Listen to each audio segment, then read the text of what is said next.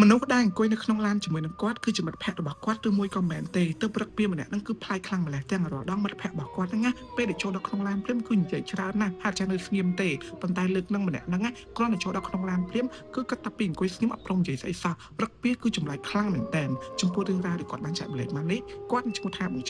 ឆាយប្រាប់ថារឿងរ៉ាវមួយនេះវាគឺជារឿងរ៉ាវដែលគាត់បានជួបប្រទះកាលពីឆ្នាំ2023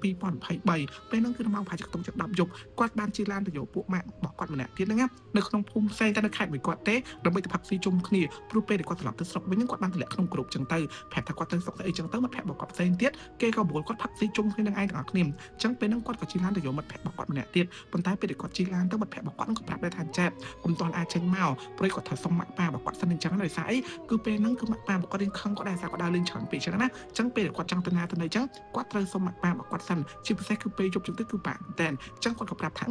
សុំប្រើទៅគាត់ចេញឡានទៅប្រើទេព្រោះអីពីផ្ទះរបស់គាត់ទៅផ្ទះមិត្តភក្តិរបស់គាត់ហ្នឹងនៅឆ្ងាយពីគ្នាប្រហែលជាខ្ទង់20គីឡូដីដែរអញ្ចឹងណាទម្រាំទៅជិះទៅដល់ហ្នឹងគឺវារបៀបថានេះដែរទេអញ្ចឹងគាត់ក៏បើកឡានបន្តនៅតាមផ្លូវធម្មតាផ្លូវនៅតាមខេត្តគឺស្ងាត់មែនតើអ្នកនរគ្នាមានឡានមានម៉ូតូបើកទៅមួយជាពិសេសសម្បូរជាងគេហ្នឹងគឺឡានកុងតឺន័រហ្នឹងឯងពេលដែលគាត់បើកឡានទៅដល់ផ្លូវចូលភូមិហ្មងបាត់ចូលភូមិមិត្តភក្តិរបស់គាត់ហ្នឹងក៏ស្រាប់តែគាត់តែមិត្តភក្តិរបស់គាត់ម្នាក់ទៀតថាចេះគាត់ចិត្តដល់ហើយឲ្យចិត្តម្ចាស់មុខផ្ទះមកបើសុំម៉ាក់ហើយឲ្យម្ចាស់មុខផ្ទះមកទៅដល់ភ្លាមឡើងឡានព្រាមអញ្ចឹងណាមិត្តភក្តិរបស់គាត់ក៏ប្រាប់ថាចេះចាំ20នាទីសិនម៉ាក់គាត់ឲ្យទៅតែគាត់សុំមួយទឹកដូរកៅអៅសិនអញ្ចឹងទៅអញ្ចឹងគាត់ក៏ប្រាប់ថាហែងប្រុសសោះដឹងមួយទឹកដូរកៅអៅឬស្អីទេស្លៀ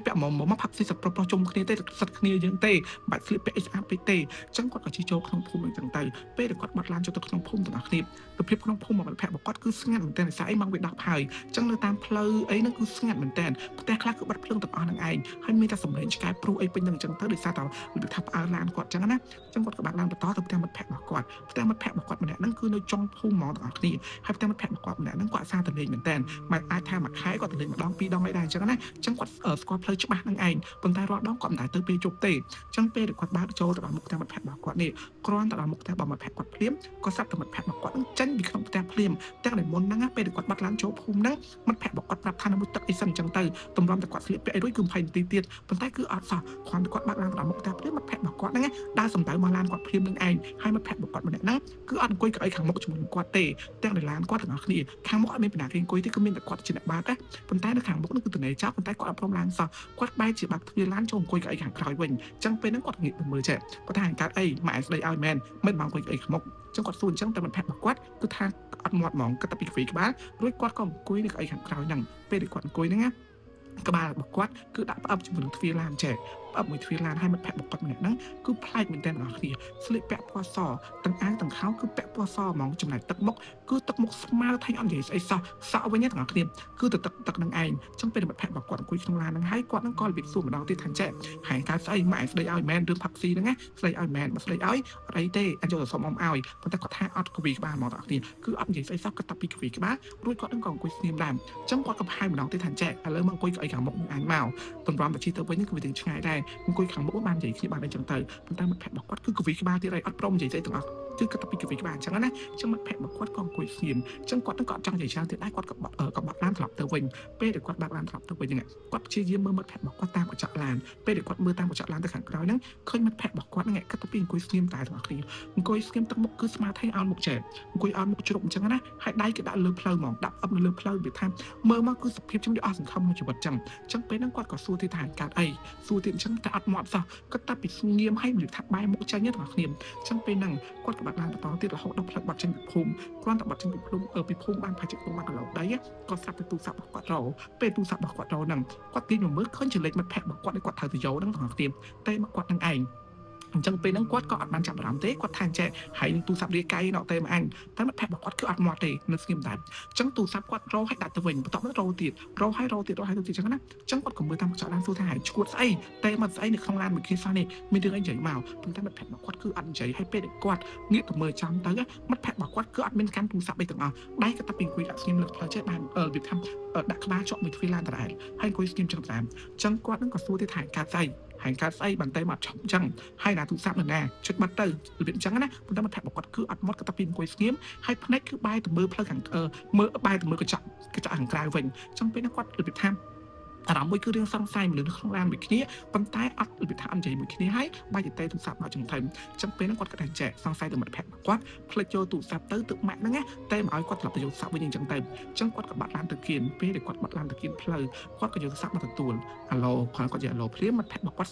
ស្ដីឲ្យគាត់មកថាហើយបាត់ឡានចូលមកហើយថាបាត់ឡានចូលក្នុងភូមិហ្នឹងតាំងពី20នាទីមុនឥឡូវកាលហើយមកដល់ឥឡូវហើយកាលមកដល់នេះអញចាំមុខផ្ទះហើយអញចាំនៅមុខផ្ទះមិត្តភក្តិរបស់គាត់និយាយចឹងហើយគាត់ថាហើយចាំមុខផ្ទះស្អីហើយនៅក្នុងឡានជាមួយនឹងអញមិត្តភក្តិគាត់ថាចេះហើយឈួតមែនអញនៅផ្ទះនេះអញចាំអញមកស្ទុះហើយកាលហើយមកដល់ហើយប្រាប់អញថាបាត់ចូលផ្លូវភូមិណាឥឡូវមិនអត់ឃើញចឹងកាលមកដល់បាត់ចូលភូមិហ្នឹងប៉ុន្មានម៉ោងគាត់សួរអញ្ចឹងបងប្អូនចឹងថាឈួតមែននៅក្នុងឡានមួយអញគាត់ក៏ងាកទៅមើលមិត្តភក្តិរបស់គាត់ពេលដែលគាត់ងាកទៅមើលមិត្តភក្តិរបស់គាត់ទៅបងប្អូនមិត្តភក្តិរបស់គាត់អត់មានបានកាន់ទូរស័ព្ទទេណាតែសំឡេងនៅក្នុងទូរស័ព្ទដែលគាត់និយាយជាមួយគឺសំឡេងមិត្តភក្តិរបស់គាត់នឹងឯងហើយពេលដែលគាត់ងាកមើលទៅមិត្តភក្តិរបស់គាត់ម្នាក់ហ្នឹងបែរជាអង្គុយត្រង់ខ្លួនចេះហើយងាកមើលគាត់គ្រាន់តែម្នាក់ហ្នឹងងាកមើលមុខគាត់ទាំងអស់គ្នាហើយដែលគាត់ឃើញហ្នឹងណាម្នាក់ហ្នឹងគឺសពតខ្មៅរូបរាងគឺជាមនុស្សប្រុសដូចមិត្តភក្តិគាត់ចឹងដែរប៉ុន្តែម្នាក់ហ្នឹងគឺមិនមែនជាមិត្តភក្តិរបស់គាត់ទេដូចសម្លេងព្រឺសបល់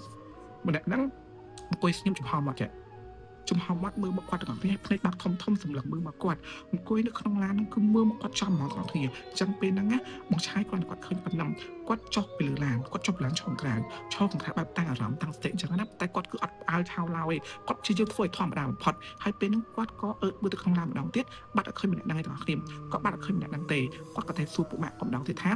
ឥឡូវហ្នឹងហើយនៅផ្ទះមែនអត់ហើយនៅផ្ទះមែនអត់គាត់ប្រាប់គាត់ថាអញនៅមុខផ្ទះនៅចាំហើយនេះអញនៅមុខផ្ទះនៅចាំហើយទេកាលបានចូលមកយកអញតែយូរពេកឈប់ទៅណាអញឈប់ទៅហើយអញ្ចឹងពេលហ្នឹងគាត់ថាចាំគាត់សិនឲ្យចាំមុខផ្ទះហ្នឹងសិនគាត់ទៅហើយអញ្ចឹងគាត់ក៏បាត់ឡានទៅវិញពេលគាត់បាត់ឡានទៅវិញទាំងអស់គ្នាភ្នែករបស់គាត់គឺនៅកញ្ចាំងកហ្មងដោយសារអារម្មណ៍របស់គាត់គឺអត់ស្ងប់សោះគាត់ខ្លាចថាបាក់ឡានសុកម្នាក់ហ្នឹងប្រហែលខ្លួននៅមុខឡានគាត់នៅកៅអីខាងក្រោយទៀតដូចពេលដែលមកអញ្ចឹងណាប៉ុន្តែគឺអត់ឃើញទេទាំងអស់គ្នាប៉ុន្តែគាត់មានអារម្មណ៍ថាម្នាក់ហ្នឹងគឺនៅក្នុងឡានគាត់អត់ព្រមទៅណាទេទាំងគ្នាគាត់ចេះតែមានអារម្មណ៍ថាមានគេអង្គុយខោខ្នងអញ្ចឹងទៅពេលគាត់បាក់ឡានហ្នឹងគាត់ព្យាយាមមើលតាមកញ្ចក់ឡានសម្លឹងមើលទៅក្រោយរហូតមកសម្លឹងបន្តមិនឃើញអីទេរហូតដល់គាត់បាក់ដល់មុខតាមមិត្តភក្តិរបស់គាត់មែនតើមិត្តភក្តិរបស់គាត់ហ្នឹងក៏ចូលក្នុងឡានហើយមិត្តភក្តិរបស់គាត់គឺអង្គុយខាងមុខជាមួយនឹងគាត់ទៀតចឹងគាត់សួរថាចេះហើយនៅធ្វើស្អីយូរម៉េះចឹងគាត់ក៏អត់តន់និយាយទាំងអស់គ្នាគាត់បាក់ឡានរហូតដល់កន្លែងផាក់ស៊ីចុះពីកន្លែងផាក់ស៊ីភ្លាមគាត់ហៅមិត្តភក្តិរបស់គាត់ឲ្យផាក់ស៊ីជុំគ្នាទាំងអស់ហ្នឹងមកអង្គុយជុំគ្នាឬគាត់និយាយពីហេតុការណ៍ដែលគាត់បានជួបប្រទះហើយមិត្តភក្តិរបស់គាត់ដែលជារបៀបថាសម័យខ្លួនហ្នឹងទាំងអស់គ្នាគាត់ស្ដាប់ហើយគាត់ព្រឺសម្បល់ដូចគ្នាគាត់ក៏រៀបរាប់ថាគាត់បានឃើញអីខ្លះបានជួបអីខ្លះគេប្រឡំខ្លួនជួយមិត្តភក្តិចឹងណាមិត្តភក្តិរបស់គាត់ហ្នឹងក៏និយាយទៅថាចេះគាត់ក៏ដឹងដែរថាពីម្នាក់ហ្នឹងគឺជាពីណាគេដឹងត្រឹមថាកាលពីខ្ទង់ផាច់ជាខ្ទង់3 4 ខែមុនគឺមានគេនិយាយថាគ្រោះចរាចរណ៍ស្លាប់នៅមុខផ្ទះហ្នឹងឯងហើយពេលហ្នឹងហើយគឺជាពេលចាប់ដើមគេឃើញអីចម្លែកមុខផ្ទះគាត់បើមិនចឹងទេពេលដែលមានពីណាគេដើរកាត់មុខផ្ទះហ្នឹងពេលយប់បើមិនឃើញជាប៉ាគេគាត់ទេក៏ឃើញជាម៉ាក់គាត់បើមិនចឹងទេក៏ឃើញជាគាត់ជាប្អូនគាត់អីចឹងទៅតាមពួកគាត់គឺអត់មានបានឈរអីនៅមុខផ្ទះហ្នឹងទេនៅពេលយប់អាអ្នកផ្សេងគឺគេបានឃើញអញ្ចឹងទៅចឹងពេលហ្នឹងទាំងអស់គ្នាមកឆាយគាត់ព្រឺសបល់គាត់ខ្លាចមែនតើគាត់មានអារម្មណ៍ថាវាខ្លាចព្រោះអាហ្នឹងវាជារឿងខ្លាចសម្រាប់គាត់នៅអរគ្នាចំពោះរឿងរ៉ាវដែលគាត់បានចែកម្លែកមកនេះក៏មានតែប៉ុណ្្នឹងដែរបើសិនតែទាំងអស់គ្នាមានរឿងចែកម្លែកចេះកុំភ្លេចឆាតមកក្នុងអខរាជីរបស់ខ្ញុំផង